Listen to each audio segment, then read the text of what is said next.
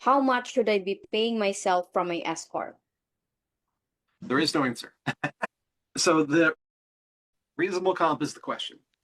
So in the structure of an S corp, profits from an S corporation do not carry self-employment consequences. Profits from a partnership usually do. And that's a huge difference. So what that means is if you're working for yourself and you're filing a Schedule C, or you're working for a partnership and you have a K1 come in from a partnership, excuse me, then you're going to pay income tax on whatever the income tax implication is, but then you're also going to pay self-employment tax of 15.3%. And that's the self-employment version of Social Security and Medicare. It goes to the same places. So with an S corp, you don't, and that's a 15.3% difference, which is why in a lot of cases S corps are more advantageous than those other arrangements. Now, obviously, the government is aware of this advantage because they created it, and so there's this countervailing instruction that you're supposed to pay yourself a reasonable wage or reasonable compensation on first money out of an S corp. So the next question becomes, okay, what's reasonable? And there is no answer. You know, there are different approaches. The best approach is actually to document your time over, a couple of weeks and figure out what it is that you're actually doing. And because let's say you are, I don't know, let's say, I don't know, let's say you sell tea. We have a client that we brought on recently that sells tea. And I have a tea decanter right here. So if you're selling tea, what are you actually doing? You're going to be doing all kinds of stuff, right? You're going to be farming, you're going to be planning, you're going to be doing admin work, you're going to be doing collections, you're going to be doing billing, you're going to be doing sales, all these different things. Because all small business people wear multiple hats. That's just how it is, right? Small business. And so if you want to be really thorough, what you would do is you would research in your market what each one of those things pays, and figure out how much time you're spending in each of those roles, which might be surprising, when you actually write it all down, and then come up with a weighted average of what your hourly rate would be, and then pay yourself based on that. So that's a way that has been defended in court and has won. So that's something to keep in mind. Reasonable compensation audits are relatively rare, compared to the number of S corps that are out there.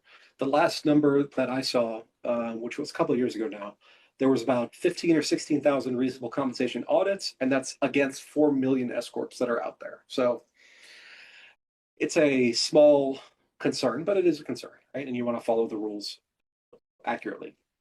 But what happens is that it really comes down to Social Security tax.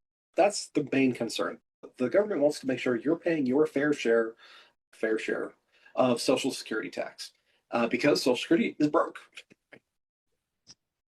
So that's the big concern. So when these things have gone to court and you read the court opinions, whenever the court asks, well, Mr. So and so from the IRS, what should Mr. Johnson have paid himself for his compensation from his S corporation? And the answer is always magically whatever the max was for Social Security that year, and it changes over every year. And so that's how we know that that's what it's actually about. You know, so you have to keep things in mind as far as what is reasonable based on the work that you're doing and the actual size of the company, because it's also against guidance to create net losses by paying yourself a compensation.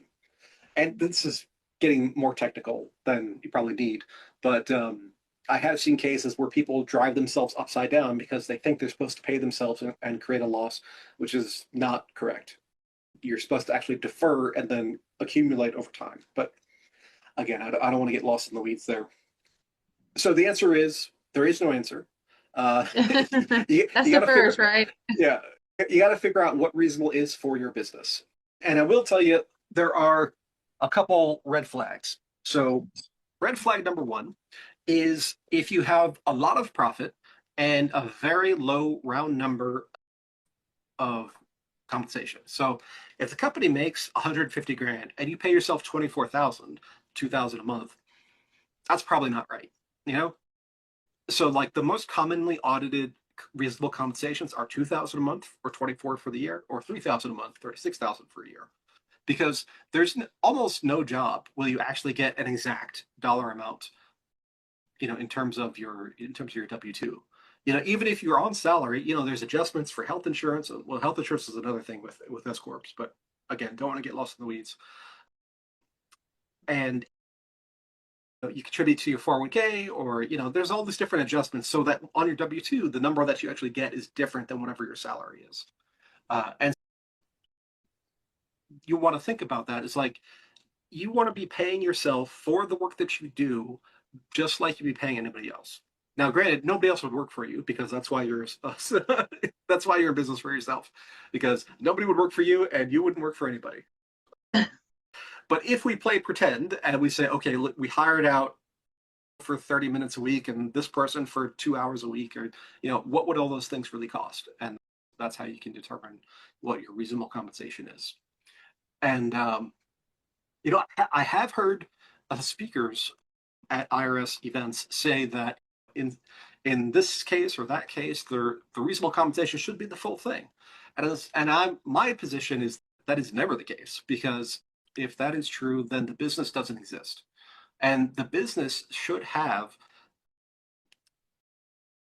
structures, procedures, and things in place that generate a return on capital over and above the personnel cost, whether that's you as the owner also being the service provider, or you were to hire that out. So if your business, let's just say you bought a stock in, I don't know, XYZ company, and XYZ company provided or generated no profit over and above its expenses, well, you wouldn't buy that company in most cases. If there's a plan to turn it around, then maybe, it's all this subjective stuff.